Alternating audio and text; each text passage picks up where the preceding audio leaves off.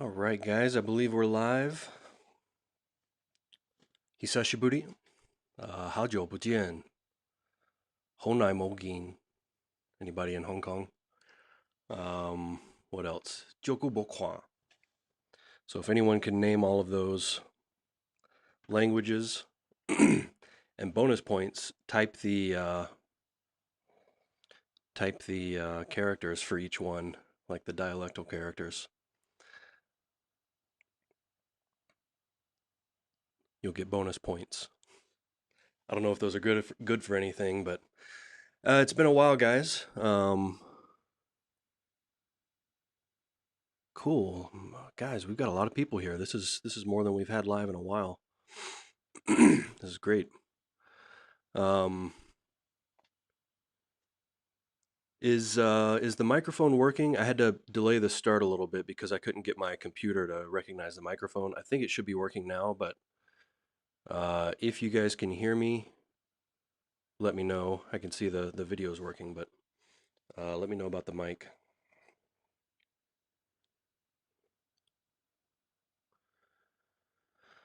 Let's see. We've got Olympia, Washington, Chicago, Xi'an. That's somewhere I've wanted to go. I want to go check out the Qin Shi Huang, the mausoleum there. That would be really cool. I saw when I lived in Austin, they brought some of the stuff to Houston and did an exhibit there, and I saw it, but it was it was the last day of the exhibit, and I forget what it was like. They said they were going to be open until 7, but I got there at 4, and then it wasn't on their website or whatever, but when I got there they were like, oh, by the way, we're closing in 30 minutes. So I had to like basically walk through and see the stuff as quickly as I could, but yeah, I did get to see some of it. It was pretty cool. 早上好. Mexico City. We got people from all over this time. This is cool. Sashiburi. Yep. That's the Japanese. 中文粤语闽南话. Yep. That is correct. That was first Japanese, then Mandarin, Cantonese, and Taiwanese. Grenoble. I probably pronounced that completely wrong. I used to study French, but it's been a while. Oh, the mic's fine. Okay, good. Good. 好久不见. Yep, that's the Mandarin version. 我不知道. Yeah, that third one was Taiwanese. 就顾不狂. Wow, 26 people. This is, I think the most we've ever had is 15 live at one time. This is cool. Thanks for coming, guys. I appreciate it. I know it's been a while. Like, I think I said this in the email, but getting the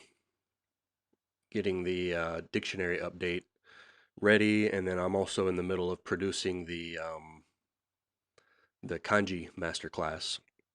We're on lesson 8 this week, and I'm doing like one lesson per week. So that plus the dictionary. I just didn't. I didn't have time to be doing these live streams too, especially because I'm always, I always go way over time. But I'll try not to do that today. I think the last one I did was like ended up being almost 3 hours, or maybe it was the one before that. We'll try to stick to around an hour and a half today. I've got some other stuff I have to do later this afternoon, but working. But I had to turn up the sound. Let me see if I can get the mic a little closer without it covering my face too much. That should be a little better, I think.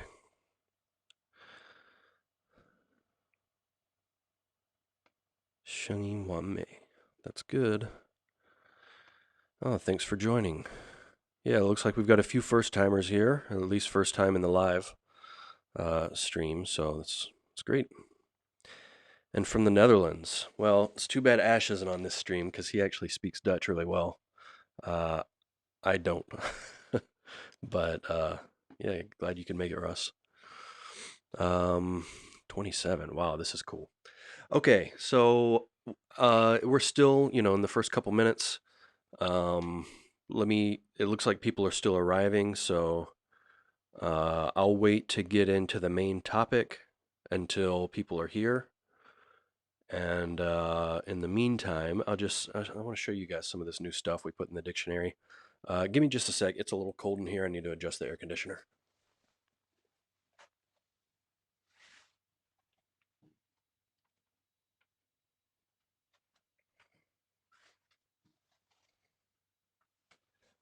It works a little too well.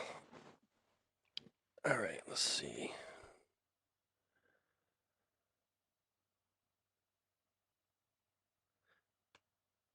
Yeah, it is a little it's a little shadowy on this side, isn't it? Give me just a sec. I can move the light a little bit.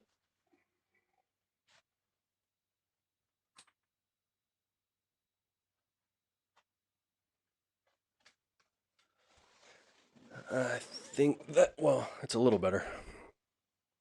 Yeah, I only have three outlets in this room. It's like a little hotel room that I film in. Um, and yeah, I have the camera plugged into one. I've got the mic, or not the mic, my computer plugged into another, and I've got the light over there. And so it only reaches so far. Maybe I should get an extension cord next time, but it should be a little bit better. Um, 34 people. Wow. Okay, this is. I'll try to stop commenting on how many people are here, but this is way more than we've ever had, so this is very cool.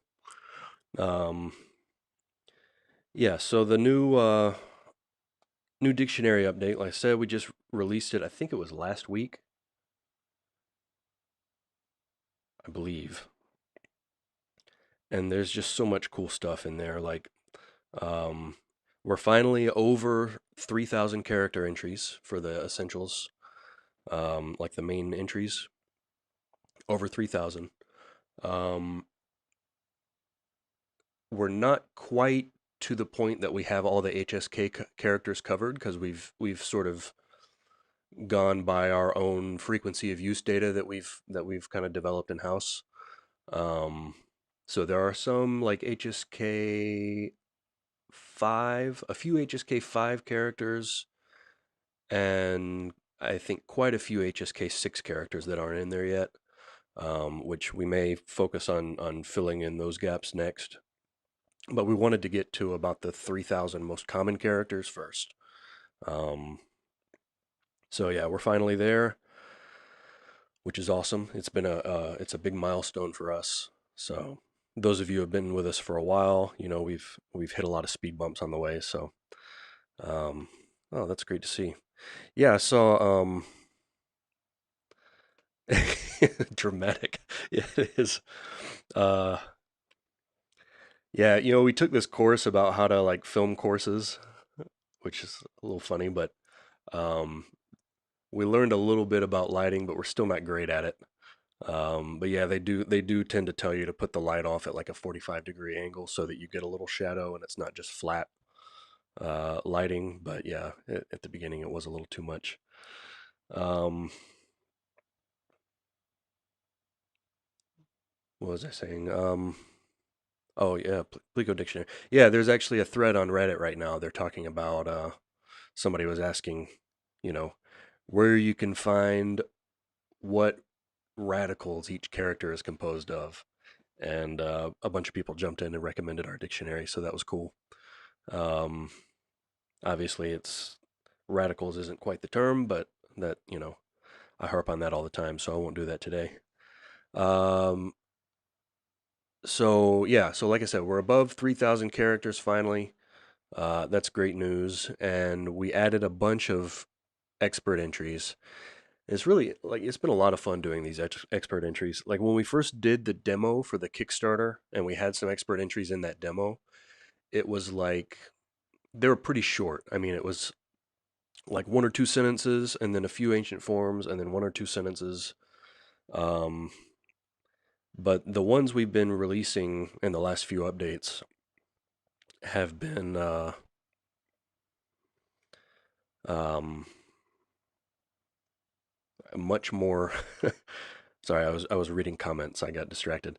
Uh, the last few updates, the expert entries that we've added have been way more in depth. As I'm sure you've noticed, if you have the expert edition, uh, if you don't, you're missing out because there's some just super cool stuff. Let me see if I can get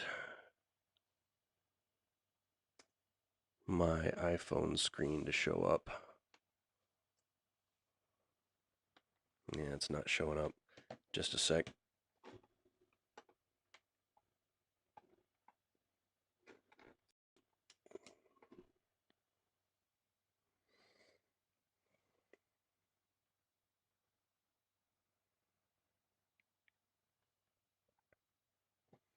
Mm, okay, it should be working now, I think. Nope. Well, let's see.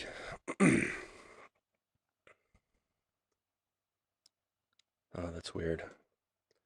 That camera's not set up right either. There we go. An iPhone. Yeah, I don't think I'm going to be able to get it to work. Um, let's see. But I can pull up some stuff in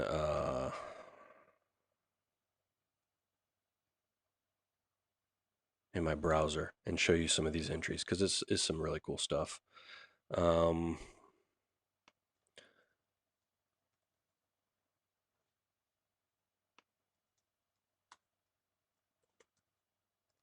and then we'll get on to the fluency stuff pretty shortly. But I just wanted to show some of this because I think it's very cool.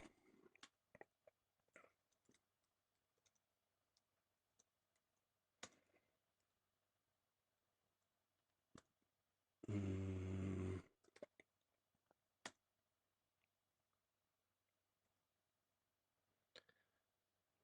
go.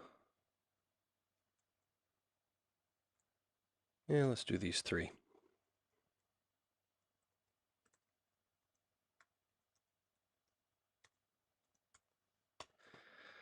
All right. I'll share my screen real quick and you guys will be able to see what I'm seeing.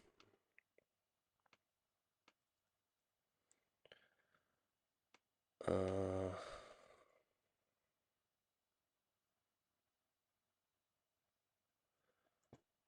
let me get the right screen up. Chrome. There we go. All right, let me move this over to the center.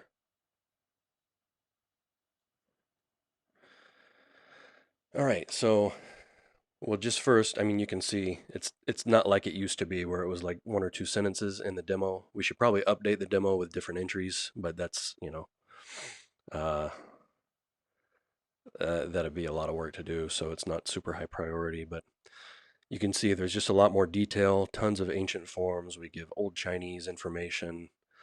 We try to give interesting cultural info too when we can.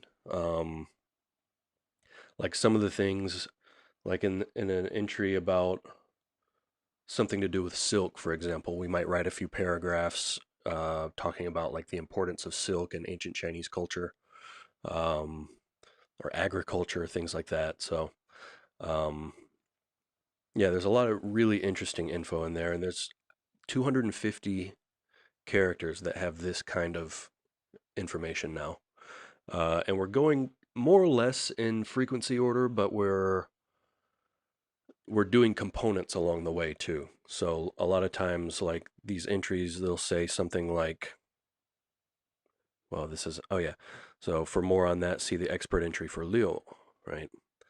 And so then you can click to that and go to the, so if there's a component of a character that we don't have an expert entry for yet, then a lot of times we'll do that at the same time we do the character itself.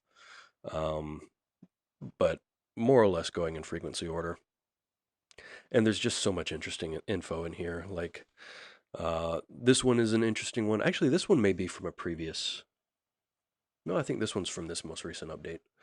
Um, is pretty interesting in that it used to just be a 5 and this was 6. Um, you can see in 2A and 2B that bottom component is 6, the top component is 5. And so it was just like arithmetic.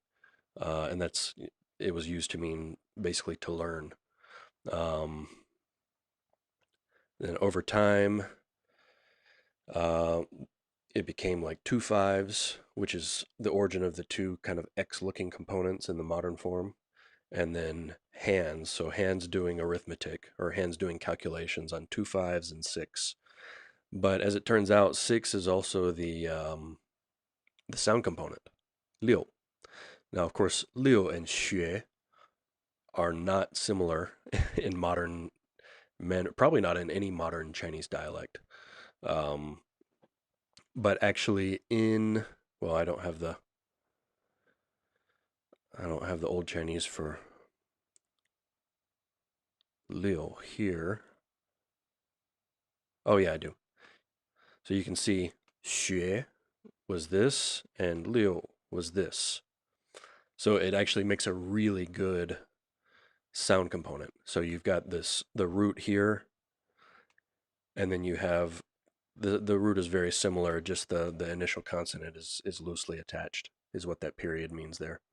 Um, but yeah, it's super similar. It makes a really good sound component. And there's a lot of scholars who see that component as being this mien, house or building. Um, and those two components, liu and mien, did look basically identical in ancient Chinese, in the ancient script. But the fact that the sounds are almost identical for liu and xue makes us think and side with those scholars who say that it's liu. So yeah, I mean we go into a lot of detail, and then later you have the child z component added to the bottom, but that is it wasn't there in the Shang Dynasty script that came later. Um, yeah, so it's interesting stuff. And then if you have the expert edition, I recommend checking out this entry. It's super interesting. Um, and Ash actually, well, he spent a lot of time on this entry. It was a really difficult one, um,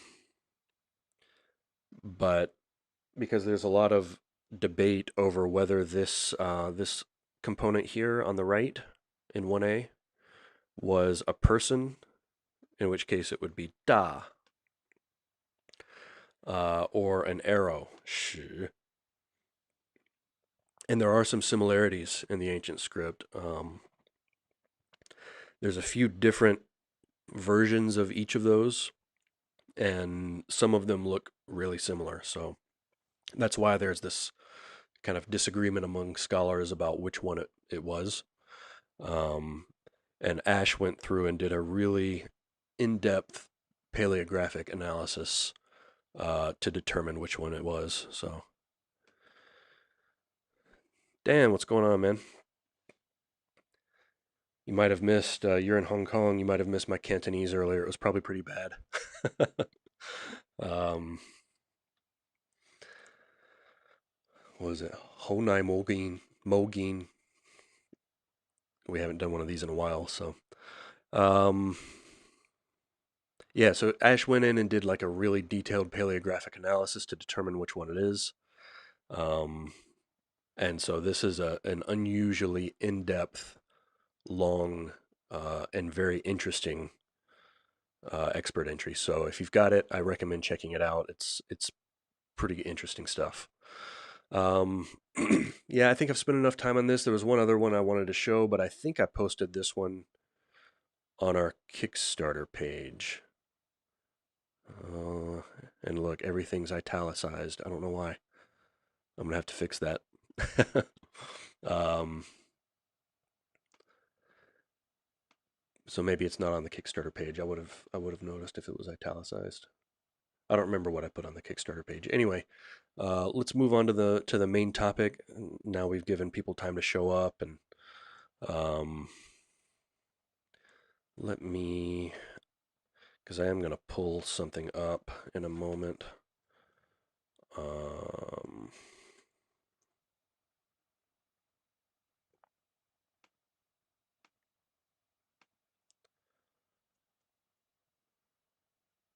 well, let me switch back over to my camera while I'm doing that. Oh, wow, we've got 47 people. This is just crazy. It's like 3 times as many people as normal. Um,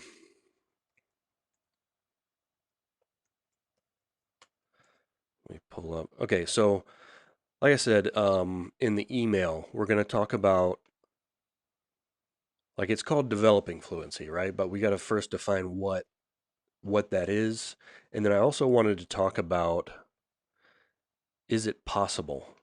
Because I see and I hear it all the time that people say that you can't become fluent in a language if you start learning as an adult. Um, oh, this is funny. Hey, so Jim, you're here on the live stream.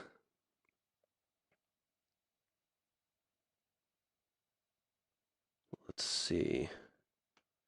Jim, I knew I recognized your name and your um, little icon or avatar there. We both answered the same question on Quora the other day, uh, which is actually what inspired me to. Well, no, actually, I think I chose the topic for the live stream before I answered the question on Quora.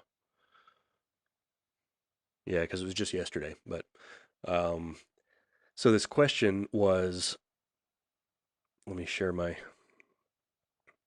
screen again. Um, there we go. Is it really as hard as I've heard for adults to learn Mandarin? I want to learn Mandarin Chinese. I haven't pursued it because I've been really discouraged. At 42, you can't learn that. Is that true? And I think you guys probably know what my thoughts are on this, especially if you're in the pronunciation course that we do, the pronunciation and accent masterclass, which is there's a link if you're interested in it. There's a link in the description of this video, but I talk about this in the beginning of that course. Can you become fluent as an adult? And is there anything to this idea of a critical period? Um,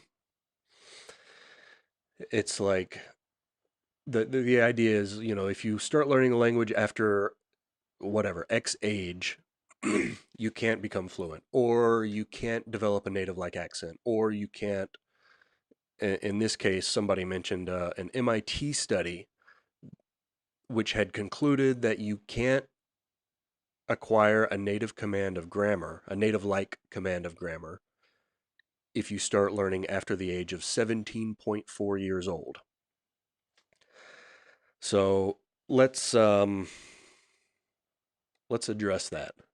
So the study, and I'll have to admit, to be honest, I haven't read the entire paper. Um, I I skimmed through it. I skimmed through most of it, and I read the research methodology, and I read their conclusions. Um, and so let me describe what they did. Basically, they did a study of 600 and something thousand people, both native and non-native English speakers, and they looked at what age they started learning their second language or whatever foreign language, not necessarily second, could be third or whatever.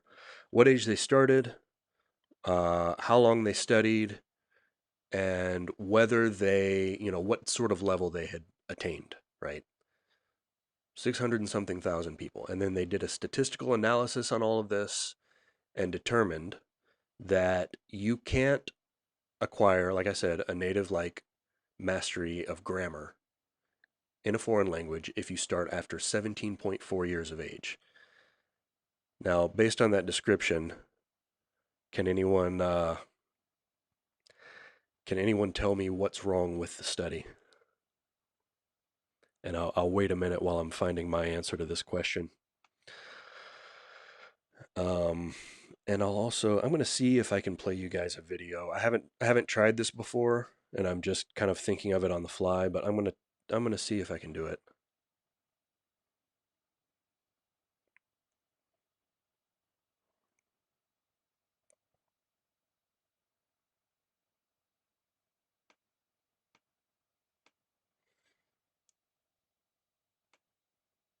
Oh, cool. Yep. Thanks for coming. Let's see. Adults are able to learn more efficiently. I agree with that, yeah.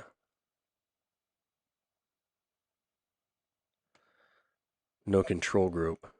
Yeah. No control group, and this is my problem with it. They have this massive sample size, which is great. They do statistical analysis um, on this massive sample, and yeah, you nailed it. They didn't account for what's going on. I mean, they didn't account for what people are doing to learn, right? They didn't. So basically, their results are what generally tends to happen in a large population of people learning language any which way, right? Given a certain amount of time and whatnot. Adults are more motivated. Yeah, that's yeah, yep, that's exactly right. Yeah, it should be 17.652. Um, yeah, they didn't account for what people were doing. So that yeah, or how good their teachers were. Yeah, exactly. So what their results really show is what tends to happen in general among a broad segment of language learners. But so that's fine. That's useful information. But their conclusion from that is that you can't acquire a native like command of grammar after the age of 17.4 years. That's not what those results show. That I mean, making that conclusion and and that was in the abstract, I mean, that's the main point of the paper is you can't acquire a native like blah blah blah. That just blows my mind, and it just serves to and this is a recent study. This was 2018, I think the paper was published. But I mean, of course, this idea has been around for a long time that you can't do it. So, to my way of thinking, you ought to look at not a huge, if you want to find out what works in language learning, you don't go to a massive segment of language learners and do statistical analysis on what they're doing and then make proclamations about what works and what doesn't and what is possible and what isn't. What you want to do is actually look at the outliers. Huh. Um, you want to look at the people that have attained, you know, extremely high levels of language proficiency.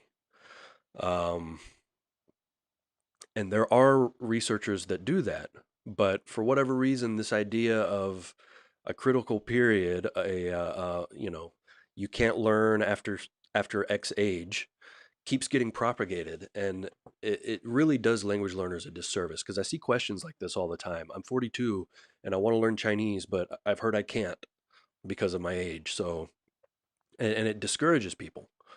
Um, Getting better with our program. It's like exercising your tummy. No matter how old you are, you can trim yourself, and your tongue is also a muscle. Yeah, yeah. So you must be in our pronunciation course. That's part of the point of the course, and it ties into what I'm talking about here.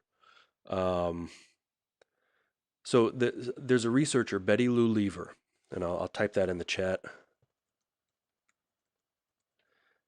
And Boris, I think Schechtman. I think that's his last name. And there's a few others in that group of researchers that rather than doing this type of study I mentioned at MIT, what they did is they looked at people who had attained ILR 4 or ILR 5 in a foreign language. Now, so that is ILR is Interagency Language Roundtable, and it's a proficiency scale, a language proficiency scale used by the U.S. government um, for diplomats and intelligence agents and military personnel, anyone government employee that has to have their proficiency in a foreign language measured. They use this ILR scale. So ILR 5 means it's defined as functionally indistinguishable from an educated native speaker. Now it's a little abstract. I'm going to see. Hopefully, I can get this to play for you guys, but if not, I'll post the link, and you should definitely watch this video. This is let's see.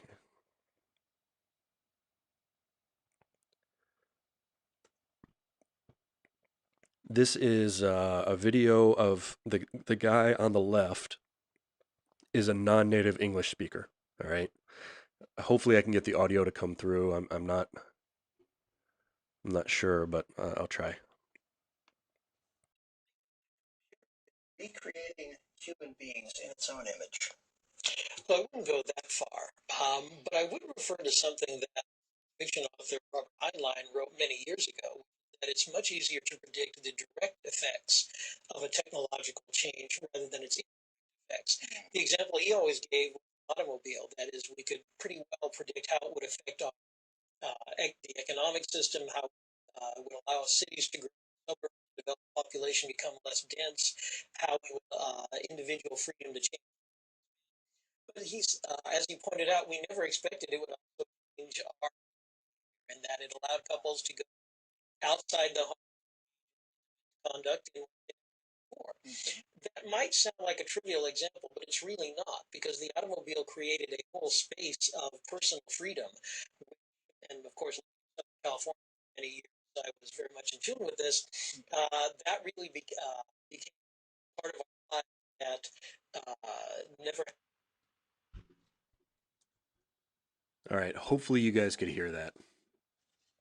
Um, if not, if someone can let me know in the chat whether that was audible or even understandable.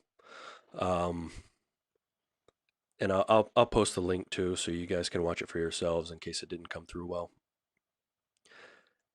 But that guy's a non-native English speaker, and I mean, that type of speech is what ILR 5 is: functionally equivalent or functionally indistinguishable from an educated native speaker, meaning that an educated native speaker could talk to that person for, any length of time and have no idea that that person is not a native speaker. Okay, so that type of person is who I'm interested in. If I'm going to find out what works, I want to find out what that guy did to learn to learn English. I don't know what his native language was, but I was kind of broken. Okay, cool. All right. Well, 听不太清楚. Okay. Um,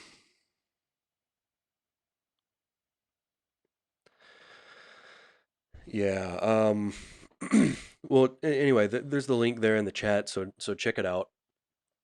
But I mean, it's he sounds like someone who was born and raised in the U.S. and went to college there. It's like I was starting to say, it's an educated native speaker could talk to them, meaning with a university education, could talk to them for any length of time and have no idea that they're not a native speaker. I mean, and the interesting thing, the reason I'm bringing this up and spending so much time on it is that, well, so Betty Lou Lever and Boris Shechtman did a study on these people, and they had a few hundred people, I think, in their sample size.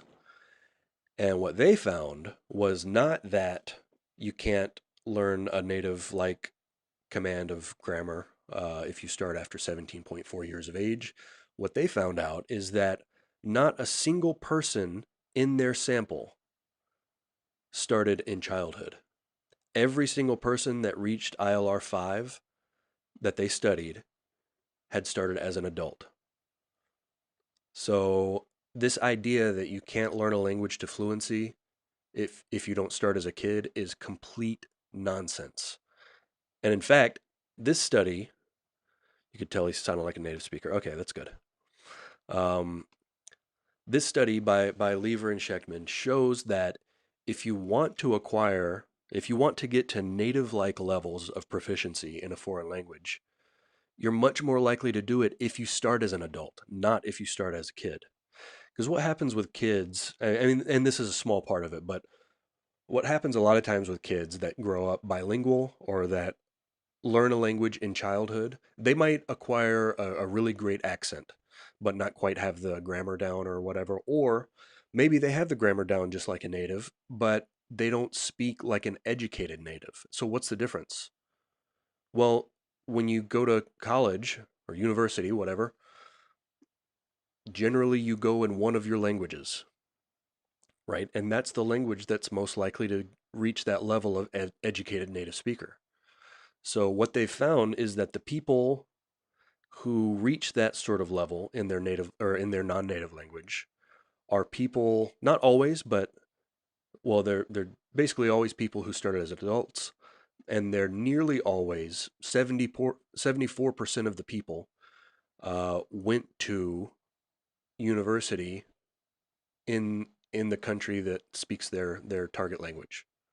Um, so you can do it. Obviously, you can do it without having gone to university in country.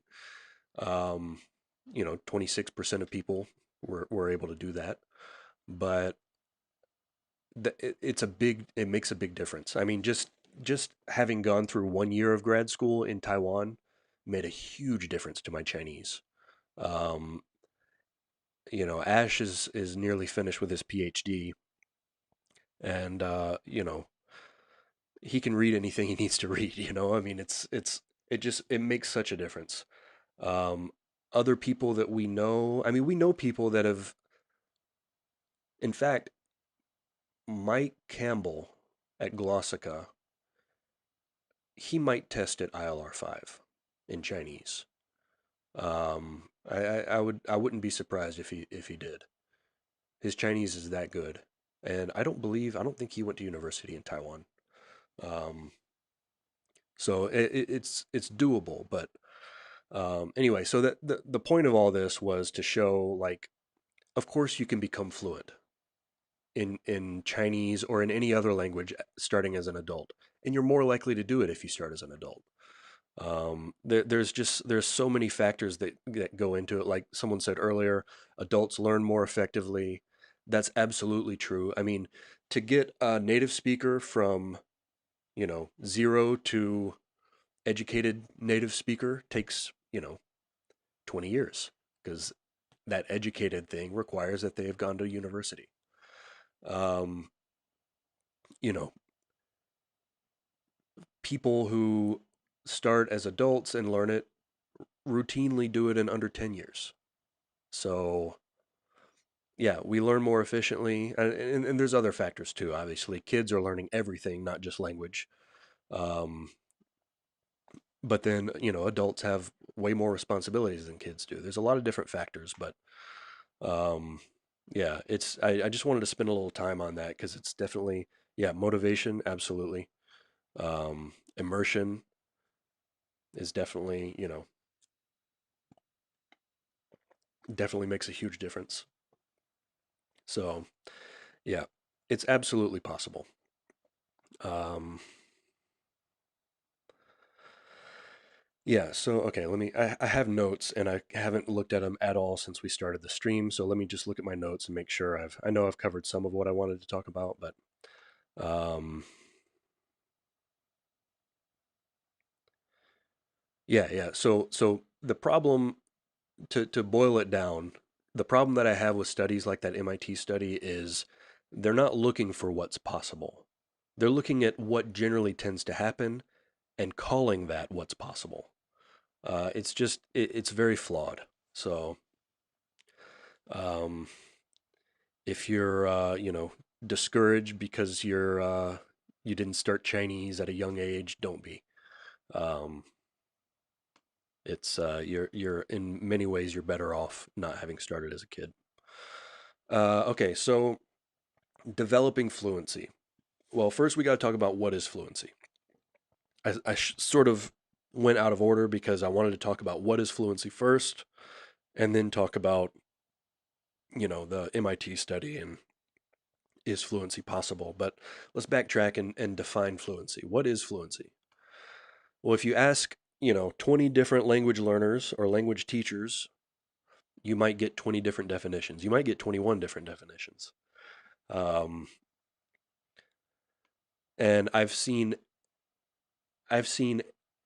any sort of definition that you can imagine all the way up to perfect mastery of all aspects of a language.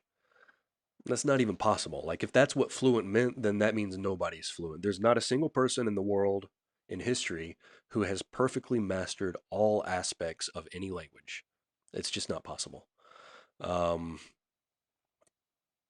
and I see this definition thrown around on language learning forums a lot, that you have to be perfect in order to be considered fluent, or that you have to be native like in order to be considered fluent. Um, but if you think about the the word itself, fluent literally means that it flows. If something is fluent, that means it flows. It's fluid.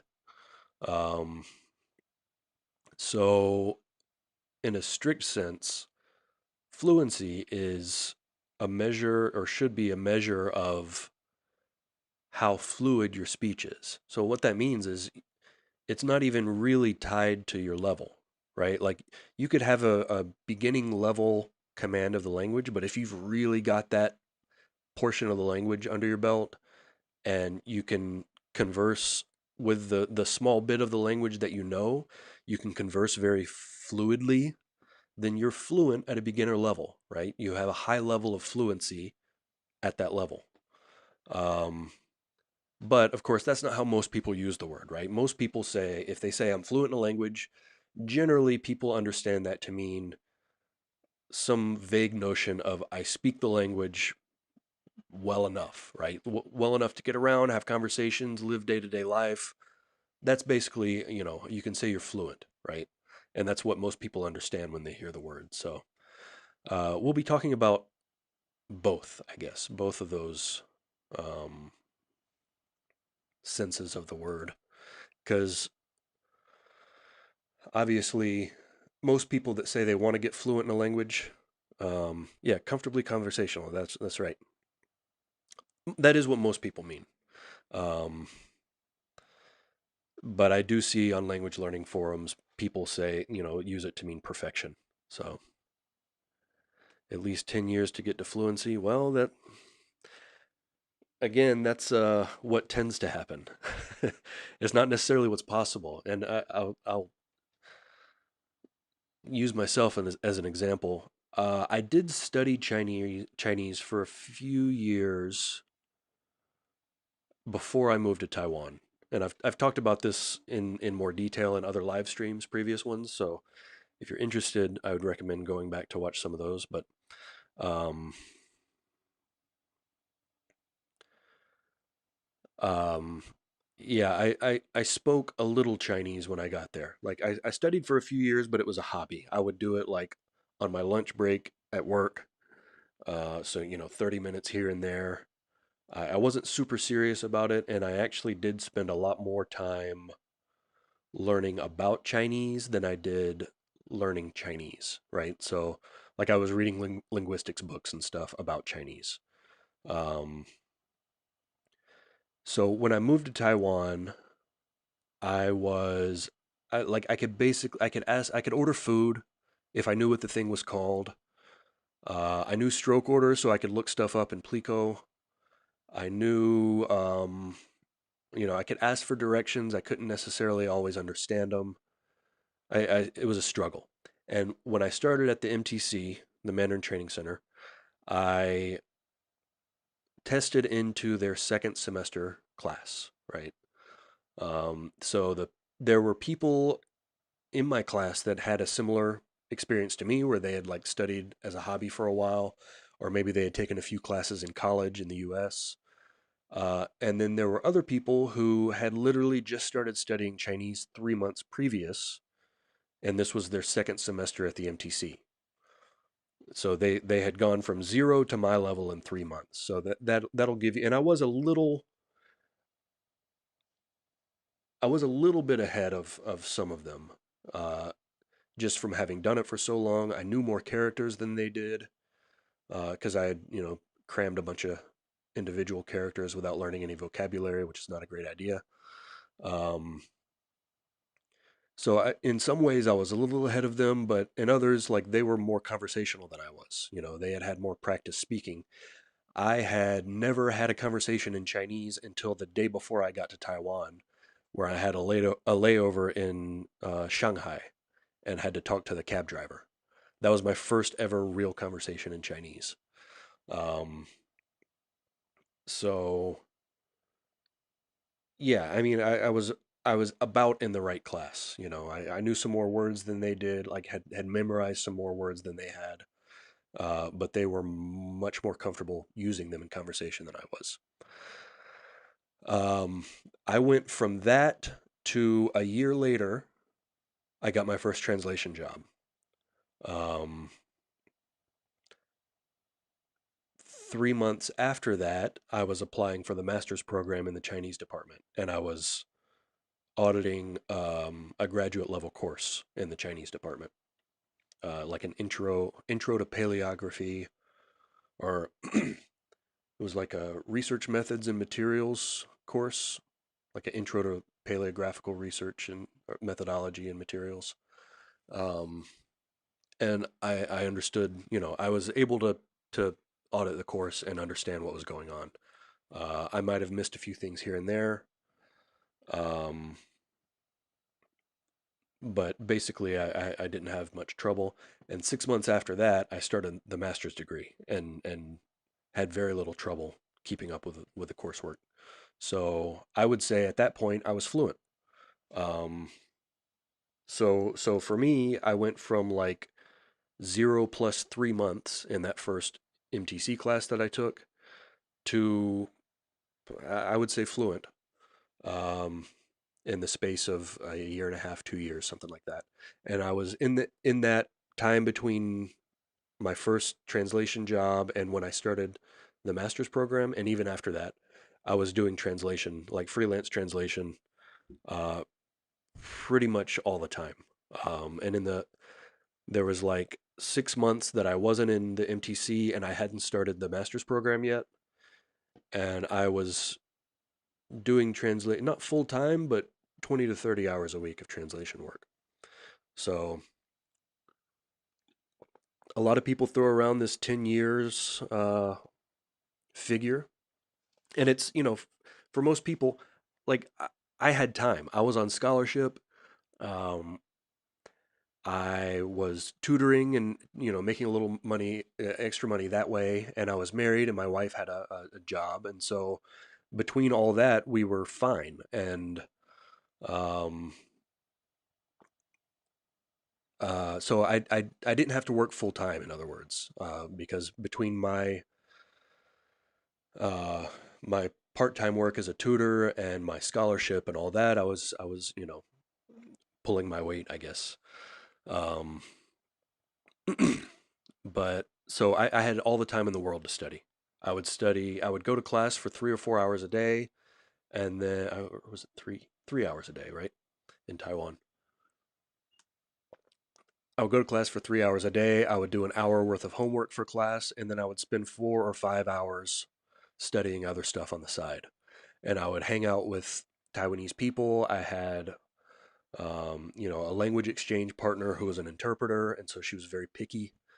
And somebody said this earlier, motivation. I was highly motivated, um, and I just attacked it with everything I had.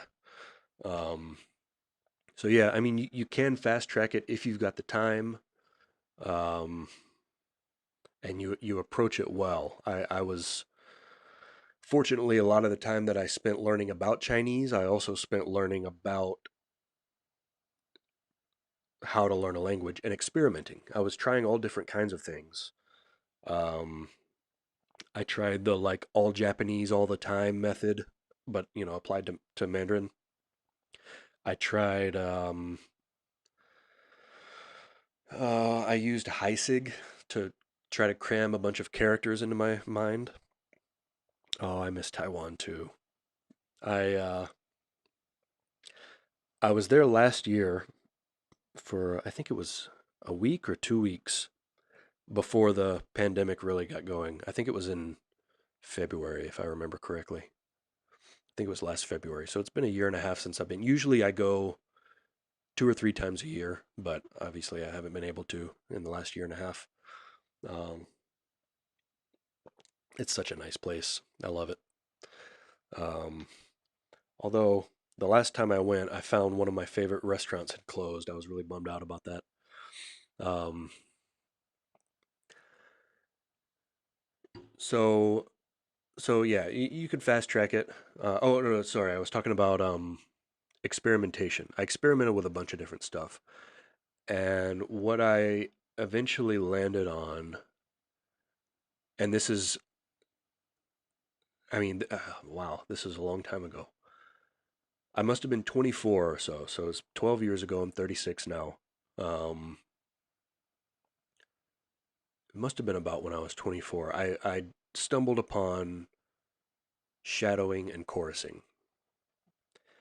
And that's why, like, if you're in our pronunciation course, that's why I spend so much time talking about shadowing and chorusing because the first time I tried chorusing, especially, first time I tried chorusing, I was blown away. Like, at what a difference it made. Um, I think I tried it on Spanish actually. I took a break from learning Chinese. Well, learning Chinese, I wasn't really learning all that much in the first place, but I was working in the service industry in Texas, and so Spanish comes in really handy, of course. And so I stopped learning Chinese for a while and was learning Spanish. So I think it was Spanish that I first tried chorusing on, and I was just blown away by it. I mean, if you've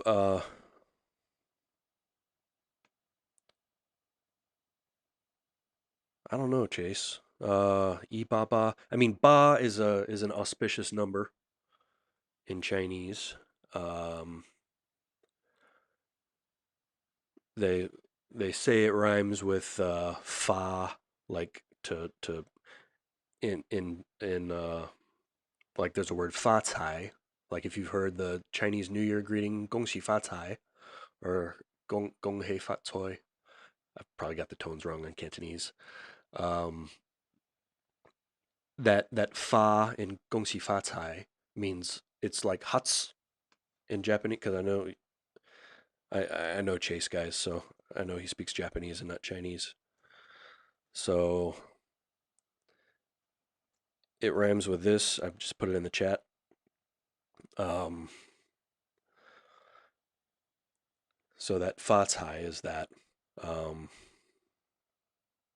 Yao fa fa. Okay, maybe this. I don't know this Yao fa fa. If you could explain that, this is something I don't know. But yeah, I mean, I know 8 is an auspicious number because it rhymes with that fa and fa tai, like to get wealthy or to get rich. But 188, I don't actually know. Yeah, 恭喜发财. Um, which yeah, that's one of those characters that's different in traditional. I'm gonna type all this into the is different in traditional, simplified, and Japanese. So there's that. Oh, Yao Fa Fa is Yao Fa Tai. Okay, cool. So yeah, it must be some slang that I'm not aware of. So thanks for answering that, guys, because I have no idea. I don't know that phrase. Uh, oh, 将要发财. Okay, cool. Appreciate that, guys. Sorry, no, not coursing, but chorusing. Chorusing. So saying something in chorus, basically, and I explain this in more detail, actually in a lot of detail in the pronunciation and accent masterclass that we do, and there's a link to it under this in the description. Um, and I go into a lot of detail, and I even do like a video of me doing chorusing in with Vietnamese, like choosing a language that I know nothing about, have never learned, never tried to learn the phonology or anything. Um, but that is tonal, like Mandarin is. So I chose a sentence in Vietnamese and demonstrated the chorusing thing. By the end of the video, I'm saying that sentence like a native speaker. I mean, close, you know. I mean, there's probably a little room to quibble and whatnot, but it, it's such a powerful technique because if you do it right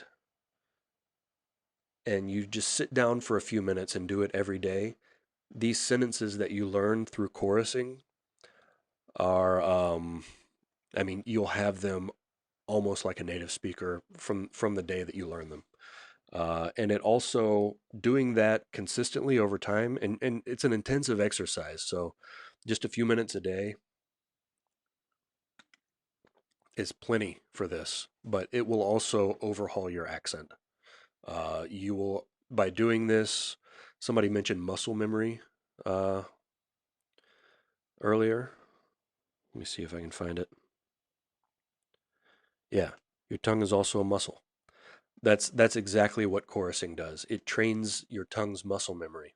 And another thing I harp on in the pronunciation masterclass is it's not enough if you want to improve your accent or if you want to acquire uh, a good clear accent from the beginning if you're a beginner, or you know improve it later if you're having trouble with it as an intermediate or advanced learner. Um, it's not enough to practice something until you get it right. You have to practice it until you can't get it wrong. And that's training the muscles in your tongue. It's like, um, and it's just the reason I put together the pronunciation course is because I did a lot of coursing before I went to Taiwan. So I had a good clear accent from day one in Taiwan. I never struggled with tones because well, partially my music background helped, but I also, the materials I used from the beginning stressed that a lot. And so I put a lot of work into it. And so, but what I saw in my classes in Taiwan, and I'm sure it's the same or even worse if you're not studying in country, um, is that the teachers would do a unit on pronunciation in week one and then basically never talk about it again. They might correct you here and there, but I mean, I had people in my class who had, excuse me, who had just atrocious accents, and the teacher would never correct them. There was one guy specifically.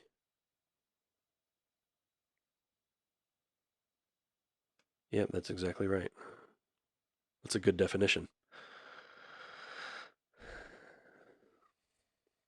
Yeah, saying the same thing at the same time. Um, but there's so what I go into in the master class, which I won't get into here because it's not fair to the people that paid for that class, but I go into a lot more detail about what to pay attention to at different stages, you know, while you're chorusing. So in the first minute or so, you should be paying attention to this, and the second minute, this, blah, blah, blah. Um, to get you to that like perfect pronunciation as quickly and efficiently as possible. Um, it is, and it should be. You know, I see people struggle with dialects, and it's like you should be chorusing. Chorusing is useful in any language, absolutely. No matter what language you're learning, it's such a powerful technique. To give an anecdote, um, um, I met with, and I think I've told this on the live streams before, but I met with my language exchange partner, Sarah, and she just kind of, it was just sort of on a whim at the end of our session. She was like, "Oh, by the way, you should watch this movie." And so she gave me a link to the movie. And it's funny because she gave it to me thinking I would have no trouble watching it and I would think it was a funny movie and whatnot. And after like I don't know, 10 minutes of watching it, I was just like, and I was fairly fluent by this time, and I had a good pronunciation. I had, but it was, my Chinese was very textbooky. Um, so I spoke more or less the way they speak in the textbooks. My phrasing was like they teach you in textbooks. Um, it was not like a local, Taiwanese person. And this movie she sent me was about these Taiwanese high school kids. And it's here. I'll pull it up here. Um, where's my? Oh, that's the wrong window. Let's see. There we go. So the movie was called. Let me get my Chinese input up. 那些年我们一起追的女孩.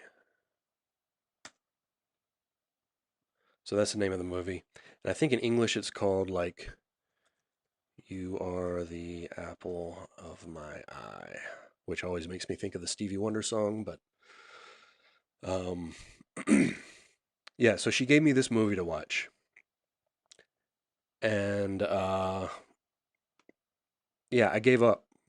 I gave up after like 10 minutes because I couldn't understand half of what they were saying. Like I would catch little phrases here and there, but it's high school boys and they tend to mumble anyway and they were talking really fast and using slang and and it didn't have subtitles, so I was at that stage I was relying on subtitles um to be able to understand, movies and TV shows. And I was relying on them way more than I realized I was. And her giving me a link to this movie without any subtitles made me realize, you know, how much I was relying on the subtitles. Um, oh, well, thanks for saying that. I appreciate that. Yeah, it's yeah, I feel very strongly about these two methods, chorusing and shadowing, and so that's why I spent so much time on them in the course. But so what I ended up doing at first, I gave up and just was okay. I'm not going to watch this movie. But then I got frustrated and I decided basically I wasn't going to let some dumb like high school comedy, like people called it the American Pie of Taiwan. It's not really like American Pie. It's not that raunchy. Um, although there are a few kind of raunchy scenes, um, but I was like, if I can't watch this dumb like goofy comedy and understand it, there's something wrong. Like I'm at this point. This was when I was auditing that class in the graduate department, the Chinese department. So it was like, okay, if I can do that, then I can figure out how to understand this movie. And so I ended up chorusing and shadowing. And I downloaded the movie and I ripped out the audio track and put it on my phone so I could just listen to it whenever. And I cut it into chunks. Like I cut it into 5 minute chunks. And then I also cut it into sentences. So I would go through and listen. And anytime they said a sentence that I couldn't understand, like couldn't understand on first listening, I would take that sentence and I would chorus it. And I did this, and me and Sarah, we would meet every week, but for some reason I can't remember why we didn't meet for like 2 months or something like I forget how long it was. It was like 2 months. So during those 2 months, I went through sentence by sentence, and if I didn't understand the sentence perfectly on the first listening, I would chorus it. And so and I did the first maybe, and what I found was at the beginning of the movie, I had to do basically every sentence. As I went through it, I was understanding more and more because well, I was getting used to the way the actors talked for one, but also doing all that chorusing with like, because before that I had done chorusing with textbook materials only. And so that's why I sounded the way I did. But also, that's the model of the language that I had in my head, right? Because I had spent so much time listening to and imitating textbook materials. Um, that's basically the Chinese that I had in my head at the time was textbook Chinese. And doing this chorusing gradually replaced that model of the language, that mental model of the language, with a more native like one, a more local one, let's say, because obviously the textbook stuff is native too, but um, it's not everyday local, native speech. It's textbook speech. It's trying to be as correct and proper as possible. Um, but installing that new model, I refer to it as installing a new model of the language. It was like it improved my listening ability so much. So the way I describe it is before I did that, there was a wall between somebody saying something to me and me understanding it. And that wall was my brain having to process what they were saying. And really, I think what it is, and I don't have like, second language acquisition research to back me up on this, but this seems to be, to me, to my way of thinking, is that what my brain is really trying to do is map what I'm hearing onto that mental model of the language that I had, that textbooky model, right? Excuse me. And that's what causes that kind of gap in understand, not a gap in understanding, because I could understand people just fine, but it just took a lot more processing power.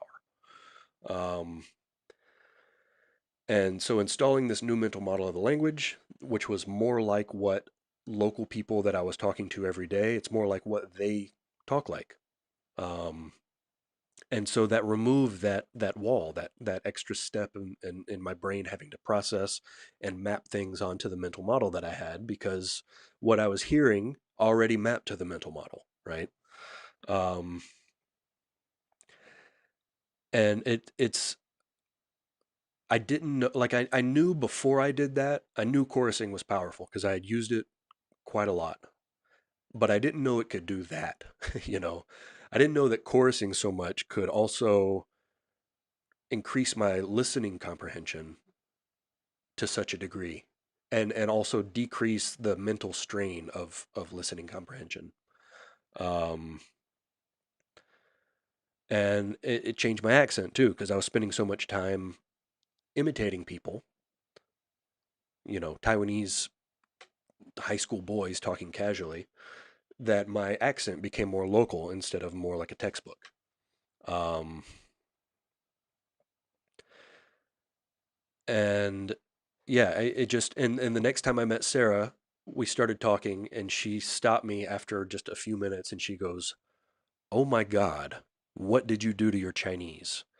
And I actually kind of panicked when she said that because I knew there were changes, right? But uh, I'm thinking, oh no, did I mess something up? Did doing all this, did it, is it worse than it used to be? And so I said, what do you mean? What do you mean? What did I do to my Chinese? And she goes, it's so much better than it was 2 months ago. Like your accent is better. You're speaking more fluently, right? Fluidly. My speech was flowing a lot better. I was using more native like structures, um, rather than, well, I mean, not native like, because the textbook material I was using at the time was also by native speakers. So a more local, let's say, a more everyday way of speaking. Um, and yeah, so chorusing, I initially thought of it as just a pronunciation tool, but it turns out it can really help you with fluency. It can help you with listening comprehension. It can help you with just all kinds of stuff. Um, and chorusing is the other one. So I've got a bunch of new comments that I haven't looked at. Let me see.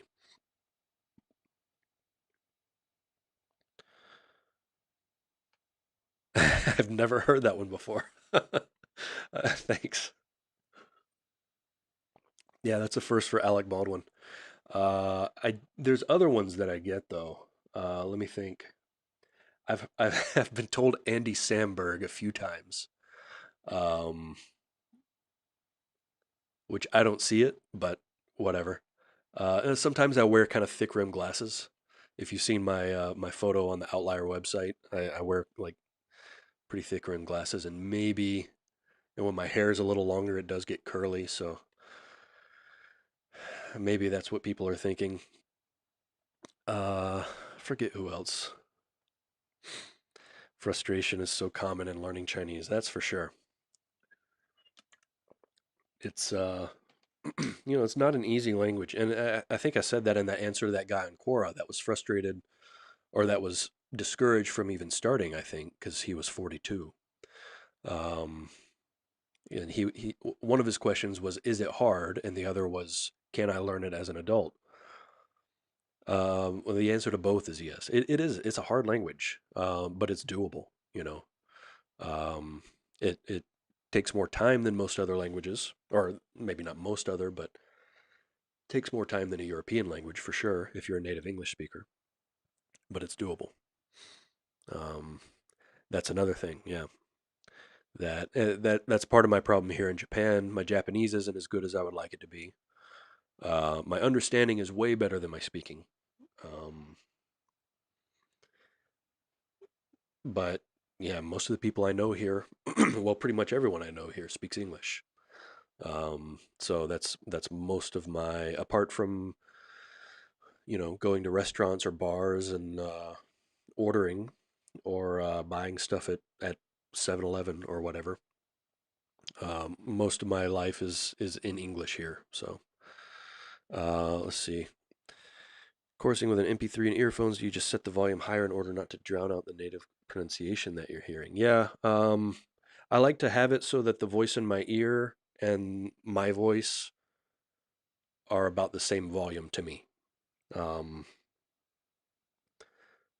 and there's reasons for that you can hear very clearly where you differ from the native speaker.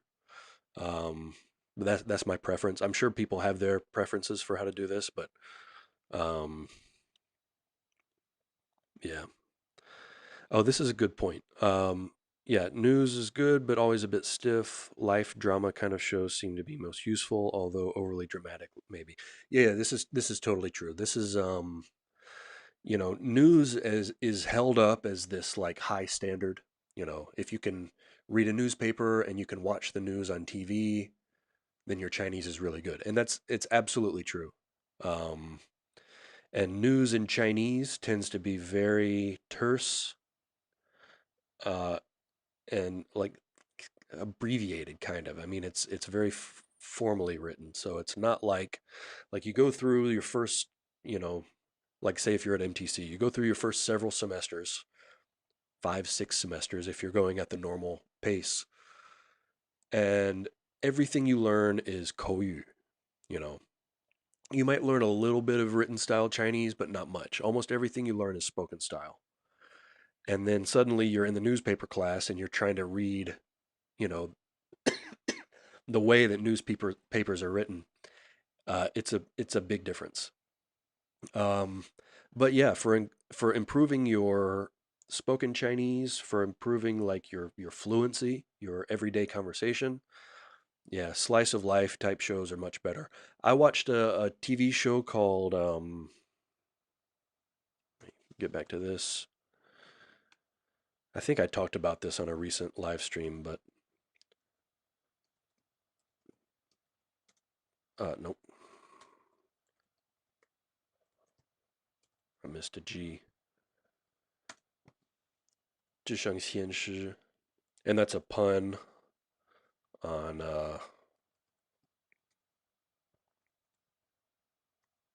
that. Um, but yeah, it's a goofy comedy show about like Confucius gets knocked out and he wakes up in 2012 or whenever the show was on, and he's like inhabiting the body of a high school Chinese teacher in Taiwan, right? Um, but yeah, I use that a lot. I did a lot of chorusing and shadowing with that. Um, I downloaded the subtitles, or no, I couldn't find a subtitle file for this show, so I actually transcribed it by hand, um, in like a notebook, and then had like a margin where I would define words that I didn't know. Um, excuse me. But yeah, everyday life type shows are better, especially like I wouldn't recommend watching like historical dramas either because they talk in a more classical style. Um, so until you're at that level where you can do that, I wouldn't recommend it. Like even though some of my favorite Chinese movies are in that, Inxiong is with Jet Li is the movie that made me start learning Chinese.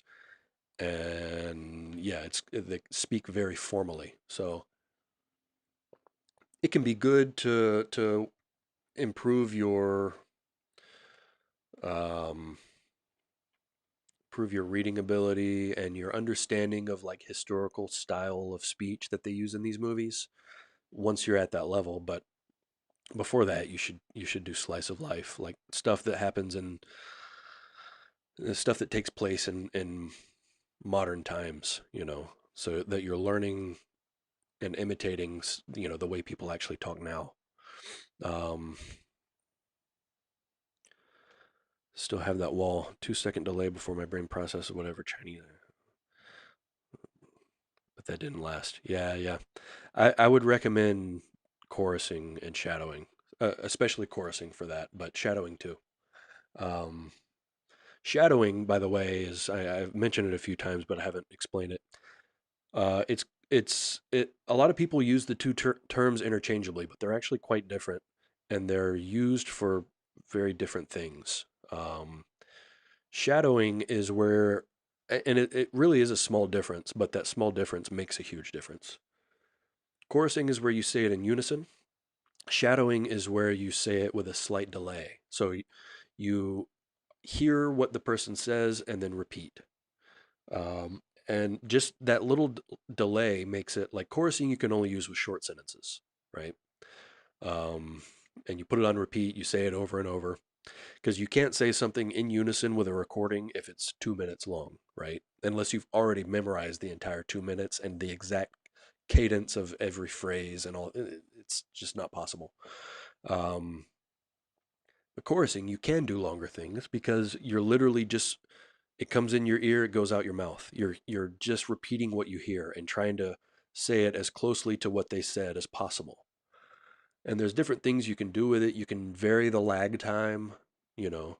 You can you can lag way back and practice paraphrasing. So instead, then this is a fairly, for fairly advanced speakers, but conference interpreters use this technique where you lag by say 3 seconds so that you have time to process what's being said and then rephrase it. That's extremely difficult, but you can do it with large volumes of stuff, and it's an intensive exercise. But you can do it with a 5 minute recording or a 10 minute. You can find a speech and chorus it. So it's really useful also for getting a lot of input and for improving your fluency. I mean, that's the topic today, right?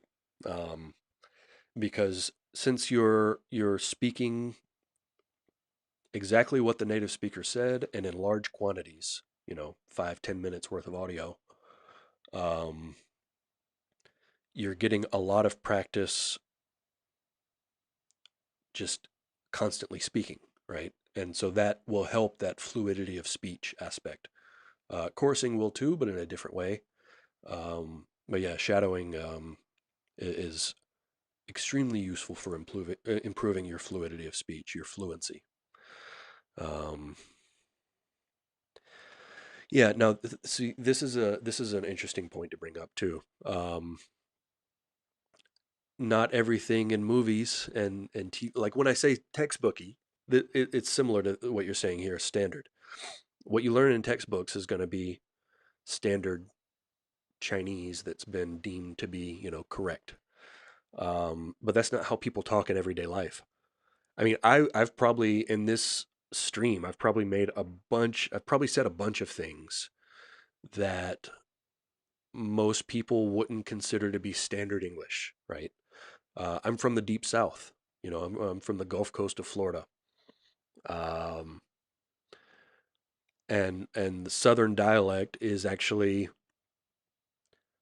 looked down upon by a lot of people. And I don't have much of an accent anymore. I have some, but I still, there's still ways of phrasing things um, from that dialect that I use all the time. Um, Somebody even complained about one of our courses. I think it was the Chinese character course. One of the complaints was that we were speaking in dialect, and we tried to like figure out what that was, or what it was that we were doing that made them think we were speaking in dialect, and it turned out to be we had like I think Ash had ended a sentence with a preposition or something. Um, but that may be non-standard, but for speech is fine. I mean, and we're linguists, so we don't try to think in terms of what's correct and what's not correct. We try to think in terms of what people actually say in real life and what's acceptable to native speakers, which is not always the same as what the standard is. So it's good to keep that dichotomy in mind, because obviously when you're writing a paper, say, or you have you're having some sort of formal correspondence, then the closer to standard that you can be, the better. But in everyday life, to my way of thinking, it's better to talk like a local than it is to talk like some abstract standard. Um, your mileage may vary. You may disagree with me on that, but that's fine. Chorusing a few minutes. Uh, each sentence hundreds of times. Yeah, I mean, if you think a sentence is maybe 2 seconds, right? So in a minute, you can say it 30 times. Um, but I would say it until you get it right, and then keep saying it right a bunch of times after that. Because what you want to, you don't, if you don't do that, what you've done is you've practiced saying it wrong a bunch of times, and then you get it right once, right? And by right, I mean exactly the same way that the native speaker is saying it. And like I said, in the pronunciation course, I go into techniques of how to get to that point as quickly as possible. But yeah, if you don't then practice it a bunch of times correctly, perfectly, then what you've done is you've practiced saying it wrong a bunch of times and you practice saying it right once, right? So the idea is to get as much good practice as possible to train the muscles in your mouth to move correctly and reliably. Um, so yeah, hundreds of times would be if you can. I mean, it's an intensive exercise and it's boring. That's the thing. Um, but it is super effective. News in Chinese is formal and can use a lot of abbreviated words from Chongyu, etc. Yeah, that's true. Um, and it is, but I took a newspaper reading class at the MTC, and it wasn't the standard one where they have like a textbook uh, it's called like 读报学华语 or something like that. I think it's, I think the English title is like Chinese with newspaper or something like that. But I didn't take that class, which is what most people take. I took a class. It was called like 临时新闻口语训练, something like that. So it's like recent news and oral training. So what we would do is every day we would like I think there were 6 people in the class and we'd alternate. 3 people would do one day and 3 people would do the next. So when it was your day, you would bring in a news topic from the previous 2 or 3 days, a newspaper article, print it out for everybody. And we would all read the article and then discuss it. So we actually, I think the newspaper textbook has something like 12 or 20 articles in it, something like that, maybe more. But we were doing three per day for 3 months, so we got a lot more practice reading news in. Um, um, I forget where I was going with that. Oh yeah, yeah. So my teacher said something like, "Wow, you guys can read Chinese, or you guys can read newspapers. That means your Chinese is just as good as a native speaker." Or actually, I think she may have said better than a native speaker, because most native speakers can't read the newspaper. And I was thinking, that is not true. Like, I mean, the literacy rate in Taiwan is super high. I know she was just trying to be encouraging to us, but um, it is formal and it's quite different from everyday Chinese. But yeah, the idea that most native speakers can't read it is not true. Noodle Shop tried to read the menu. Shocked that I could read most of it. Oh, that's great. You're in Xi'an, right? Was that you? I forget. I scroll back up, but there's been so many comments in this one. I would recommend not. So part of the point, and this is one of the overarching themes of the pronunciation course, is that you want to rely on your ears. So too many people focus too much on their eyes. They try to learn visually, and I don't want to get into all this, but there's a whole like, oh, I'm a visual learner sort of thing, but you can't learn sound with your eyes, right? I mean, even reading the IPA, there's a lot of information that IPA doesn't transcribe. It will transcribe the phonetics accurately, um, but the and it'll describe the tones, but even the descript like the if you say like a 3 to 5, right? Like they do a scale of like 5 is high, so that's where your first tone is, da, and then 4, 3, 2, 1. And so a 3 to 5 is a second tone, right? Da. So from the middle of your range to high. So that's what most IPA transcriptions of Mandarin will give you is that sort of thing. But the 3 to 5 of someone from Taipei is going to be very different from the 3 to 5 of someone from Dongbei, because people, especially from northern China, have a much wider tonal range. So their first tones are really high, and their third tones are low. Everyone's third tones are low, but people in Taipei, they squash their range down to here.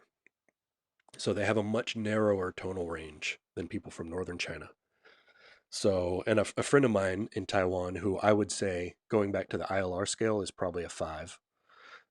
He's been an interpreter and translator for a long time, um, to the point that I was having a conversation with him and someone who knew him, or no, I can't remember if I had this conversation or if I've just heard Ash tell the story so many times that I think I was there. That's I've known Ash a long time, guys. Anyway, whether it was me there or whether it was Ash telling the story and me just imagining it, um, somebody that knew Chris said, "Oh no, it was Ash," because they told Ash, "Hey Ash, you've got the best Chinese I've ever heard from a foreigner," and Ash was like, "Well, what about Chris?" And this is not the Chris that started the company with us. This is a different Chris. Um, if you know that story, I don't want to get into that, but he goes, "Well, what about Chris?" And the girl goes, "Oh no, Chris is Taiwanese, or Chris is Chinese, or something. I forget." Chris was not. I mean, he's a Caucasian dude, green eyes. He grew up in, I don't remember, Midwest somewhere, I think. Um, not a native speaker at all, but could easily pass for one. Um, um, oh, now I've lost my train of thought again.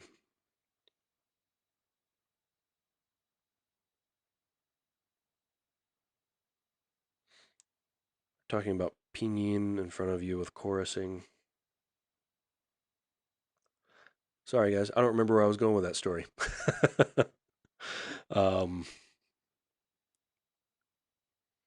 okay. I remember now. Taiwan tones are flatter versus mainland. Yeah, yeah. That's where I was going. So this guy, Chris, told me, because I was doing the like, my first tone was way up here and my third tone, and he said, no, it needs to be more like this. And he goes, what you should do is say this, uh huh, uh huh, and the is your third tone, huh is first tone. So I mean that's way low. And the contours are all still there. They're all the same. It's just that the range that most people speak with in that particular accent is a much narrower range. Um,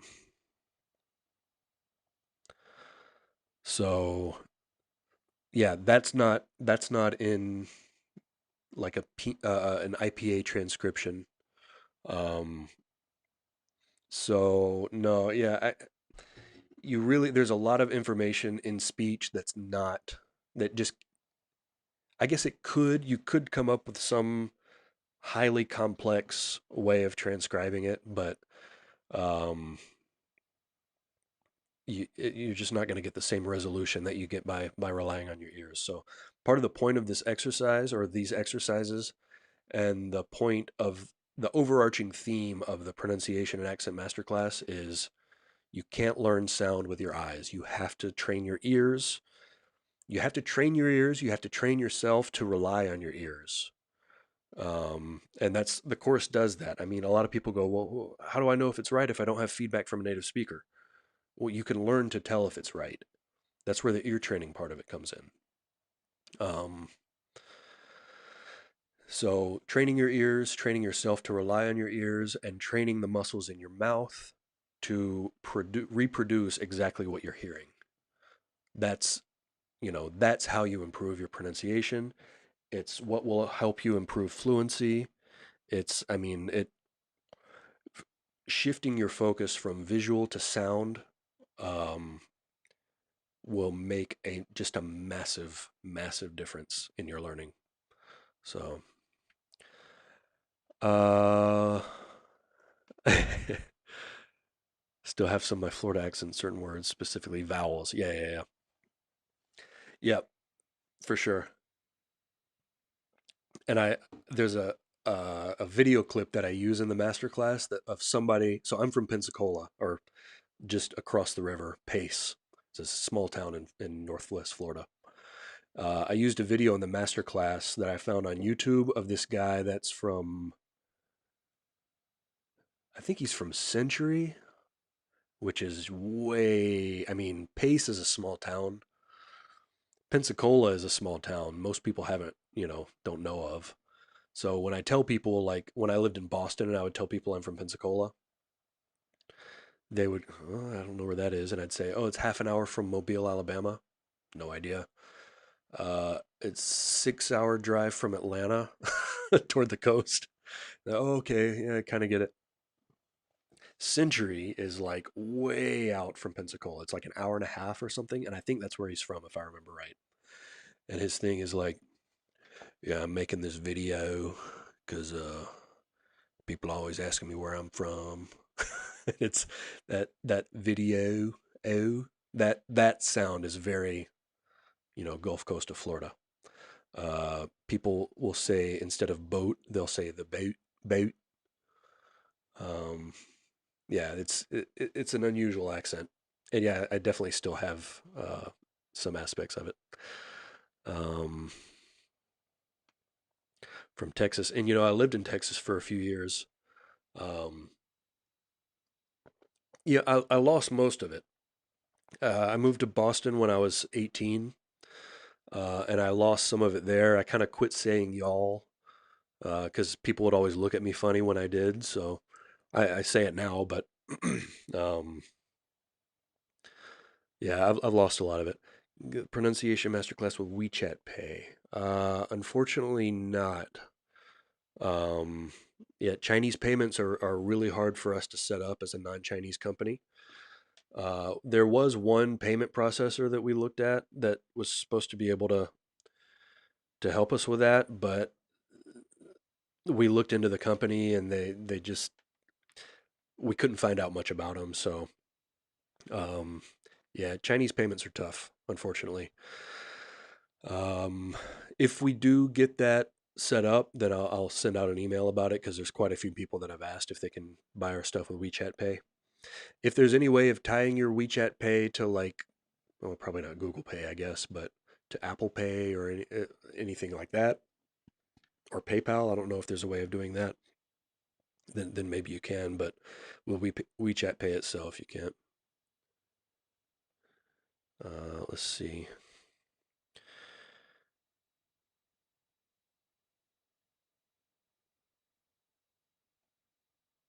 Zhengzhou.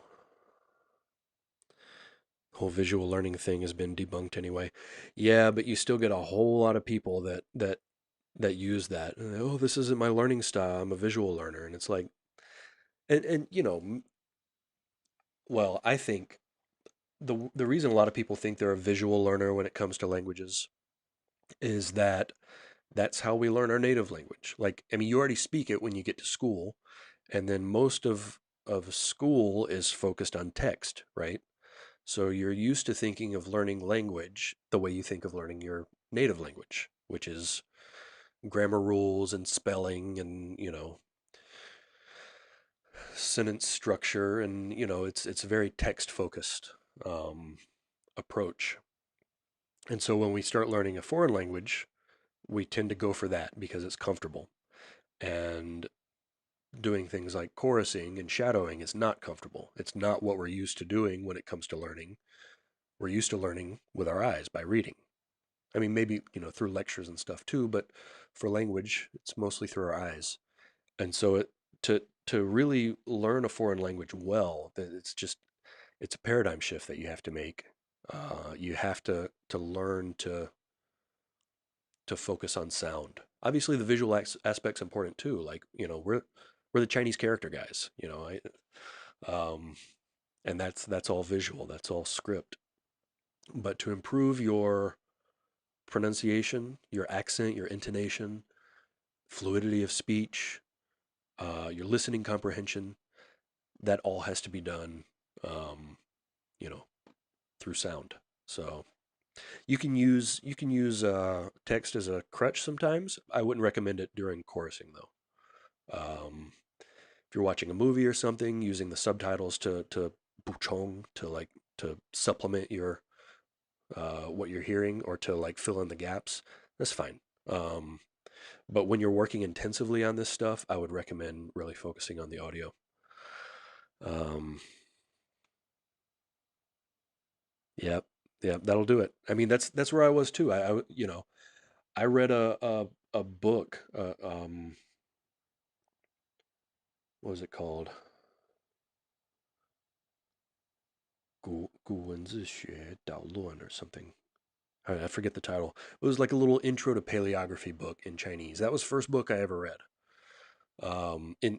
In full. I had read like manga and stuff like that before, but this was the first book that I read cover to cover. Uh, and it was about the same time that I was struggling with that movie. So yeah, it was the same. I could read pretty well. I could understand most things, but it just took a lot of mental processing. Um, and after doing this shadowing stuff, and what I would do after that movie, I did several other movies too. I want to do a live stream actually about using movies to improve your Chinese, um, which is obviously it's related to this topic, but it's a little bit different. Um, I did several movies, and then I would have the movies playing in the background, like in my headphones, while I was translating. So I was doing all this translation work, and I would have the movie playing in the background, listening. So, but doing all that got me to the point where listening was probably my strongest skill. After probably after a year of maybe 9 months or a year of doing that, um,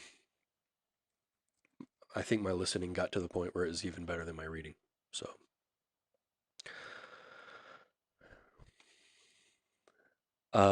this came up recently.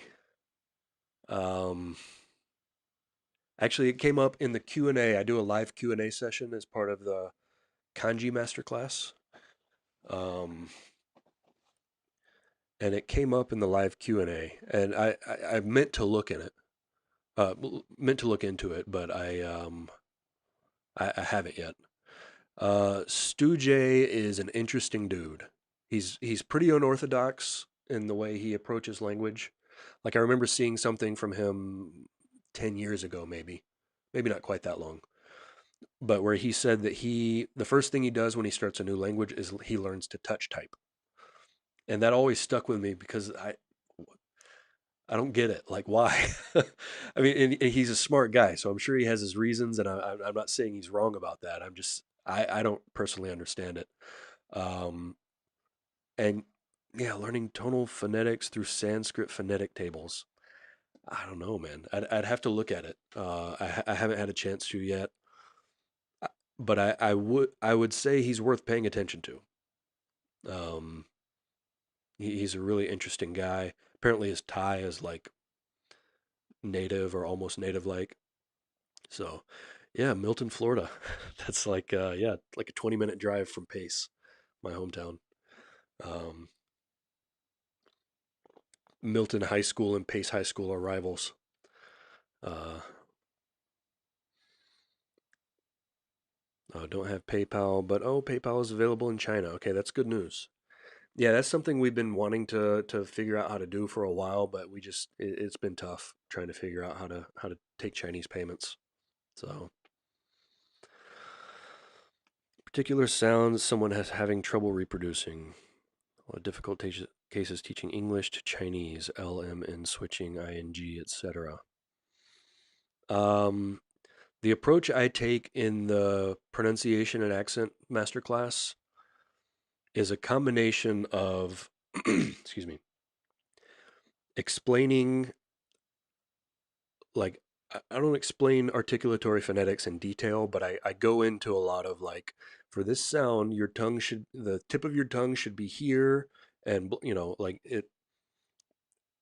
telling people where to put their tongue, how to shape their mouth, and then also reinforcing that with a lot of audio drills. So that's like unit 2 of the pronunciation and accent masterclass. The videos are mostly like me explaining um, the different sounds, and then the audio drills are like reinforcing it, doing the ear training. Like there's a lot of transcription. You have to listen to 2 syllables and transcribe which one is which. A lot of minimal pair drills. Um, and then I also talk about like, um, well, I think I made some not quite shadowing, but kind of shadowing the tracks where you have like, well, this is tone pairs actually. I have tone pairs. So when we get into the unit on like two-tone words, I have tracks of like two-tone syllables or two syllable words said over and over, um, for you to repeat after. But yeah, a combination of explaining the mouth shape and where things should be articulated, and then also like drilling through audio exercises. PayPal finished its acquisition of Chinese licensed payment company GoPay. Okay, cool. Reading a translation at the beginning. You mean like reading like with something that you're unfamiliar with, reading the English? That could help. I never thought about that, but yeah, it could. It could. Um, I think that's what you mean. Let's see. Some PayPal stuff. Let's see.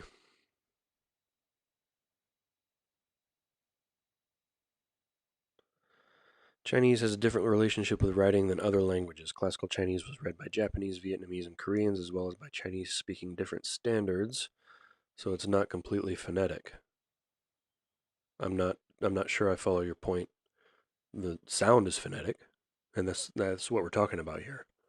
Um, yeah, sure. I mean, classical Chinese, they're all read by it's read by people speaking different languages, and they use their own, various systems. Like they have in Japan, they have kanbun, um, which is like a little notation system to sort of be able to rearrange the sentence structure into a more Japanese-like sentence structure.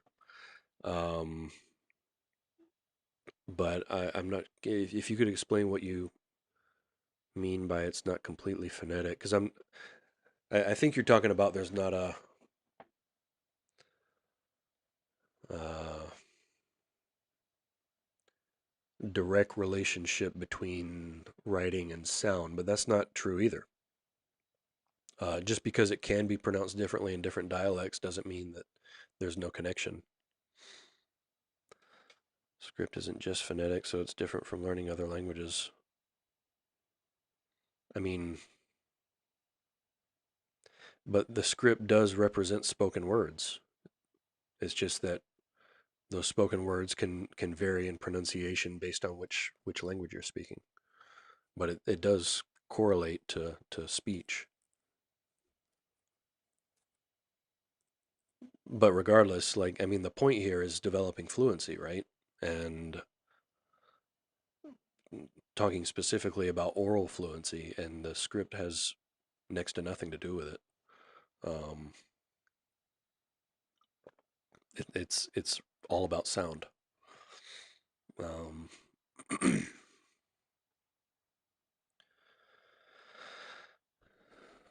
let's see. We had a ton of comments today, man. Let me scroll back through and see if I've missed anything because I know there was a lot of like kind of side conversations going that stuff about where to watch TV shows, which if you're interested, go back and read those comments because it looked like there was some useful suggestions there. Um, I'm out of the loop on that. I don't really know uh, where to go to find Chinese TV shows on the internet these days. Um, but yeah, it looks like there were some recommendations. Let's see. Uh, oh, Cangjie.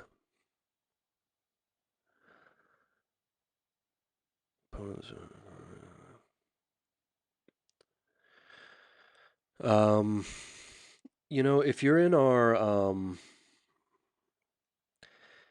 if you're in our Chinese character discussion group on Facebook, if you're not, I recommend joining because there's some really good discussion there.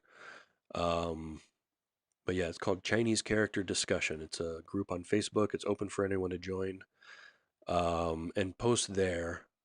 I know Ash uses Cangjie to type, but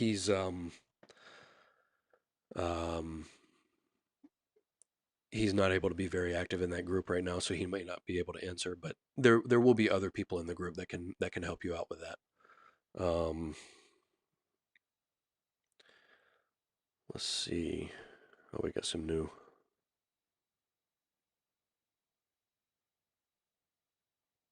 comment. Oh, okay, cool. Um,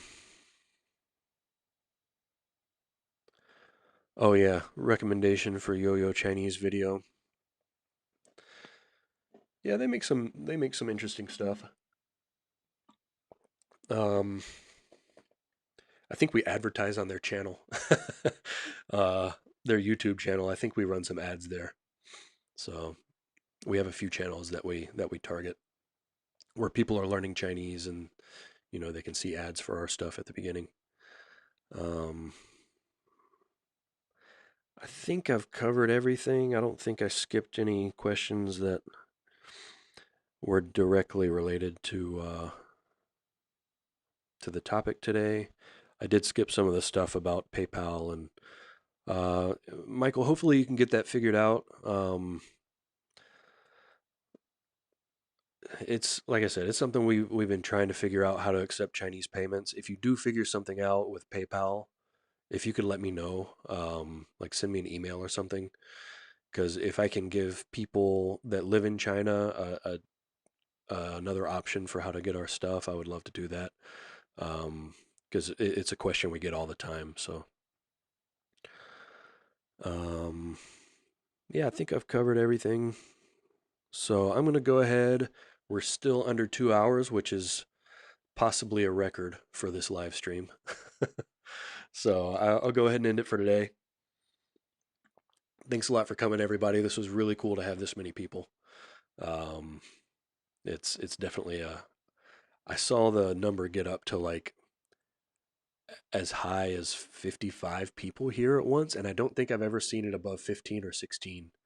So that was very cool. Um, so thanks everyone for showing up. I'm gonna try to do another one of these next week. I should be able to.